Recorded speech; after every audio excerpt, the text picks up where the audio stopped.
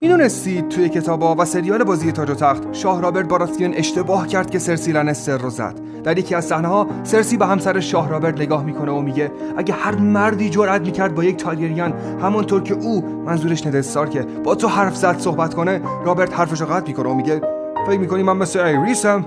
سرسی ادامه میده من تو رو یک پادشاه میدونستم. جیمی و تیریون مثل برادرای خودتن. این مرد با هر نفسی که میکشه به تو بی احترامی میکنه و تو اینجا به آرومی ازش میپرسی که آیا پاش درد میکنه و بهش شراب تعارف میکنی. چهره رابرت از خشم تیره میشه و با عصبانیت بهش میگه چند بار باید به تو بگم زبونتو نگهداری زن. چهره سرسی پر از حس تحقیر بود و گفت چه شوخی خدایان با ما کردن. به حق تو باید دامن بپوشی و من زره. رابرت که از خشم رنگش بنفش شده بود با خشونت با پشت دست به صورت سرسی ضربه میزنه. سرسی به میز برخورد میکنه و به شدت میفته اما هیچ فریادی نمیزنه. به هر حال واسه ویدیوهای بیشتر سابسکرایب کن.